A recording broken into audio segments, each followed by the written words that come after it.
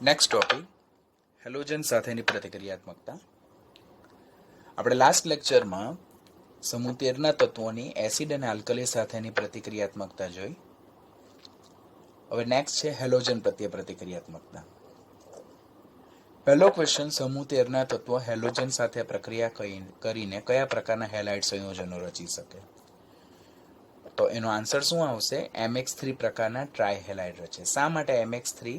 તો સમૂહ 13ના તત્વોની 3 ઇલેક્ટ્રોન ગુમાવીને M+3 આયન બનાવવાની વૃત્તિ સામે એક હેલોજન પરમાણુ એક ઇલેક્ટ્રોન મેળવીને X- આયન બનાવે તો M+3 + 3X- એટલે તે લોકો MX3 પ્રકારના હેલાઇડ રચે, જ્યાં X બરાબર ફ્લોરિન, ક્લોરિન, બ્રોમિન અને આયોડિન. એટલે અહીંયાથી પહેલો ક્વેશ્ચન શું જનરેટ થશે? સમૂહ 13ના તત્વોના હેલાઇડ સંયોજનોનું સામાન્ય સૂત્ર શું હશે? તો MX3, જેમાં સમૂહ 13ના તત્વોનો ઓક્સિડેશન આંક +3 અને હેલોજનનો -1 આવશે. બીજો કોર્નર ક્વેશ્ચન, થેલિયમ 3 આયોડાઇડ જાણીતો નથી, બીકોઝ થેલિયમ જે છે તે સમૂહનું છેલ્લું તત્વ જે છે તેના +3 ઓક્સિડેશન અવસ્થા ધરાવતા આયોડાઇડ જાણીતા નથી. It is not available. તો તે યાદ રાખવાનું. સમૂહનું પ્રથમ તત્વ બોરોનના હેલાઇડ. હવે આખા સેશનમાં આપણે બોરોનના હેલાઇડ વિશે વધારે ડિટેલમાં શીખવાના છે. બોરોનના હેલાઇડ, સમૂહનું પ્રથમ તત્વ બોરોન, તેનું કદ નાનું છે. જેમ ધન આયનનું કદ નાનું હોય તેમ એની ધ્રુવીભવન ક્ષમતા વધારે હોય, પરિણામે એના સંયોજનો મોટે ભાગે સહસંયોજક સ્વભાવના હોય. એઝ વેલ એઝ B+3 જે ડેલ્ટા H1, ડેલ્ટા H2 અને ડેલ્ટા H3 આયનિક એન્થાલ્પીનો સરવાળો બી વધારે હોય. પરિણામે બોરોનનો નાનું કદ અને ઊંચી આયનીકરણ એન્થાલ્પીને કારણે બોરોનના સંયોજનો મોટે ભાગે કેવા સ્વભાવના જોવા મળે છે? સહસંયોજક ટ્રાયહેલાઇડ રચે છે. BF3 વાયુ સ્વરૂપે, BCl3 અને BBr3 પ્રવાહી સ્વરૂપે અને BI3 ઘન સ્વરૂપે. MCQ માટે યાદ રાખવાનું, કદાચ પૂછાઈ શકે. આ જે BX3 જે છે તેનું બંધારણ કેવા પ્રકારનું જોવા મળે છે? તો આપણને એનું બંધારણ સમતલીય પ્લેનર પ્રકારનું બંધારણ જોવા મળે છે, જેમાં બોરોનનું સંકરણ sp2 જોવા મળે છે. અહીંયાથી ક્વેશ્ચન આવશે. This is important question. બોરોનના ટ્રાયહેલાઇડનું બંધારણ કેવું છે? સમતલીય એટલે કે પ્લેનર, જેમાં બોરોનનું સંકરણ કેવું હોય છે? sp2. ગ્રાઉન્ડ સ્ટેટ બોરોનની 2s કક્ષકમાં, એટલે કે સમૂહ 13ના તત્વની બાહ્યતમ કક્ષાની ઇલેક્ટ્રોનની સંરચના NH2np1. બોરોન સમૂહ 13નું પ્રથમ તત્વ એટલે કે બીજા આવર્તમાં આવેલું તત્વ. તો બાહ્યતમ કક્ષાની ઇલેક્ટ્રોનની સંરચના બોરોનની થાય હિલિયમ 2s2p1. એટલે કે જ્યારે ધરા અવસ્થામાં છે, ભૂમિગત અવસ્થામાં છે, ગ્રાઉન્ડ સ્ટેટમાં છે, તો 2sમાં 2 ઇલેક્ટ્રોન છે અને 2pxમાં 1 ઇલેક્ટ્રોન છે. Now when it is coming in a excited state, એટલે કે ઉત્તેજિત અવસ્થામાં, તો 2s માંનો 1 ઇલેક્ટ્રોન જમ્પ કરીને 2py માં આવે. So now there are 3 non pair electron.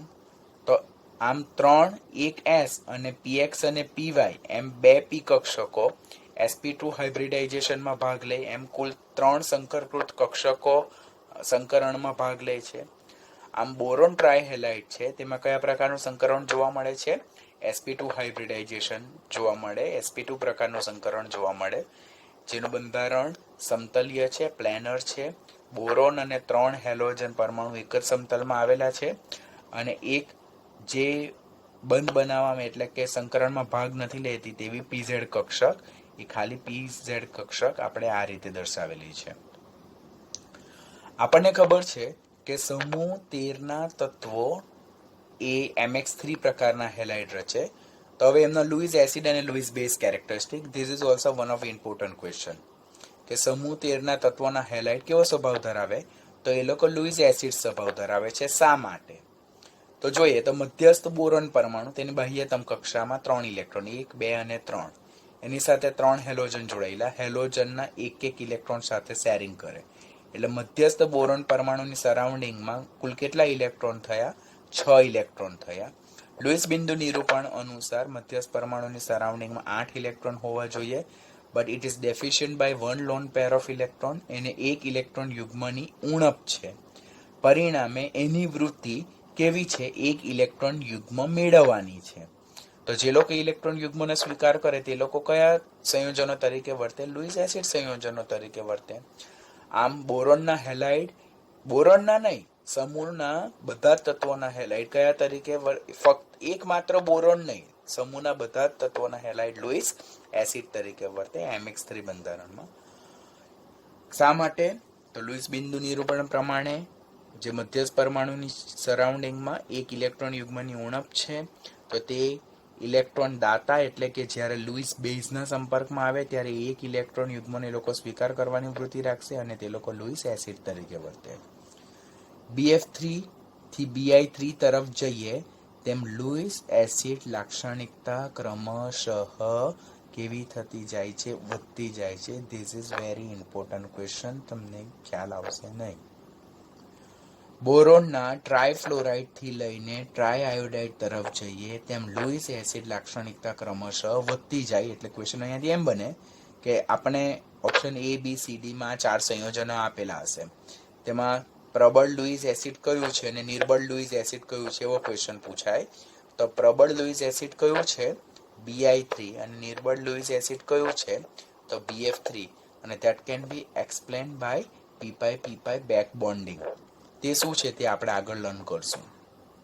તો ધીસ ઇઝ ઇમ્પોર્ટન્ટ ક્વેશ્ચન, ખાસ યાદ રાખવાનું.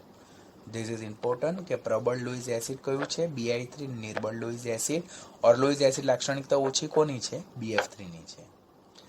આમ BX3 એટલે કે બોરોનના હેલાઇડ જ્યારે ammonia, phosphine, H2O, H2S, HF અને F- જેવા ઇલેક્ટ્રોન દાતા પરમાણુ ઓર NPOSF જેવા સાથે સંયોજાય ત્યારે લુઈસ એસિડ તરીકે વર્તે છે.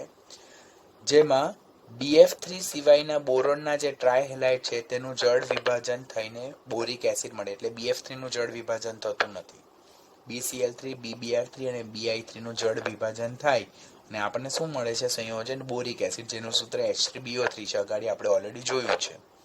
અને BCl3 થી BI3 તરફ જાય તેમ જળ વિભાજનનો અંશ કેવો થતો જાય? વધતો જાય. એટલે કે hydrolysis, extent of hydrolysis is going to increase. Why that you should not remember. ખાલી જળ વિભાજનની સિક્વન્સ એટલે કે જે ક્રમ છે, વૃત્તિ છે, તે વધતી જાય છે, તે યાદ રાખવાની. બોરોન ટ્રાયક્લોરાઇડ જળ વિભાજન પામીને બોરિક એસિડ H3BO3 અને HCl બનાવે. બોરોન ટ્રાયફ્લોરાઇડનું જળ વિભાજન થઈને બોરિક એસિડ નથી મળતું, પરંતુ આપણને H+ અને BF3OH- નામની એક યોગશીલ નિપજ મળે છે. That is for your understanding. હવે સમૂહ 13 ના જે ટ્રાયહેલાઇડ છે તે ગ્રિગ્નાર્ડ પ્રક્રિયક અને ઓર્ગોલિથિયમ પ્રક્રિયક સાથે પ્રક્રિયા કરીને ટ્રાય આલ્કાઇલ ઓર ટ્રાય એરાઇલ સંયોજન બનાવે છે. બહુ કોર્નર ક્વેશ્ચન છે, ની યાદ રાખો તો પણ ચાલે, પણ એક વખત ધ્યાનથી વાંચી લેવાનું. જો કદાચ પૂછાઈ જાય તો આપણે વાંચેલું હોય તો આપણને ક્લિક થઈ જાય.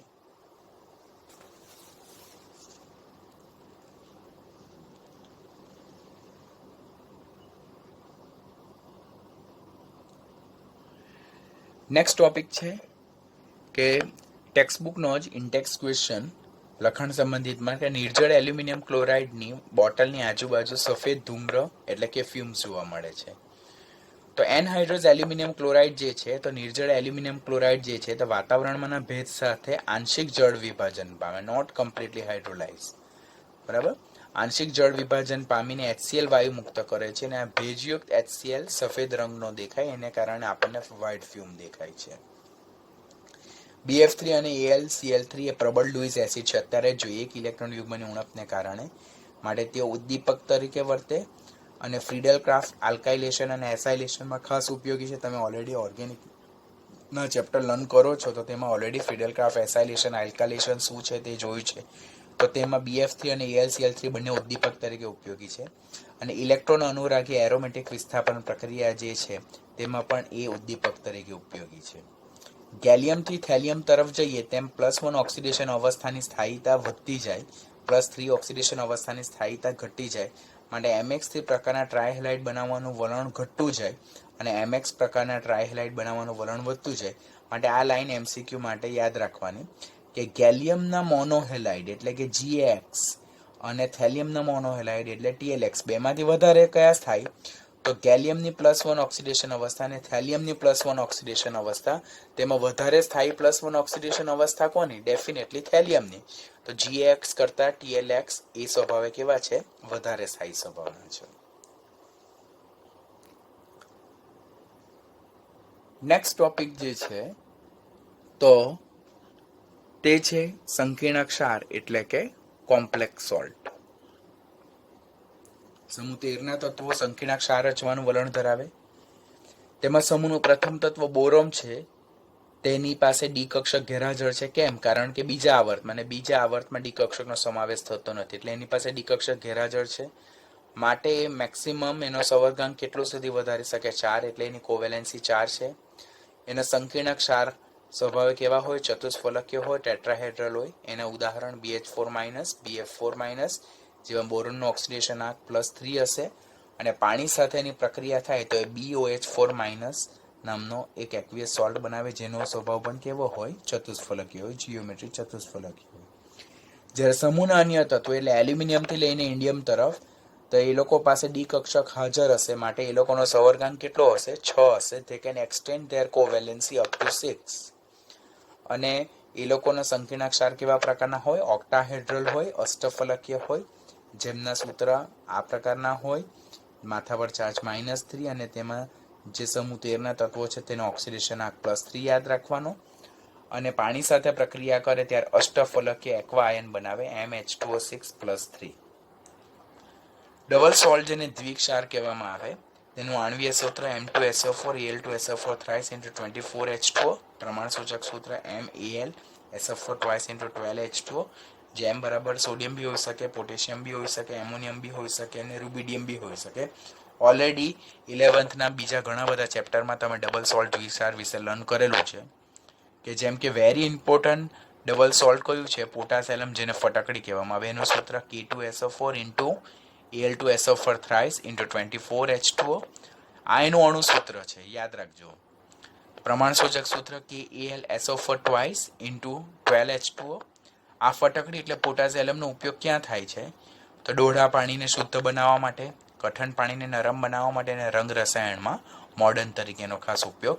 ખાસ કરીને 12થમાં તમને ફટકડીનું સૂત્ર પૂછાય, પ્રમાણસૂચક સૂત્ર પૂછાય, અણુસૂત્ર પૂછાય, એનો સ્વભાવ એટલે કે ડબલ સોલ્ટ પૂછાય છે, અને એની application where it is widely use, તો ડોળા પાણીને શુદ્ધ બનાવવા અને કઠિન પાણીને નરમ બનાવવા માટે. That is oftenly asked question.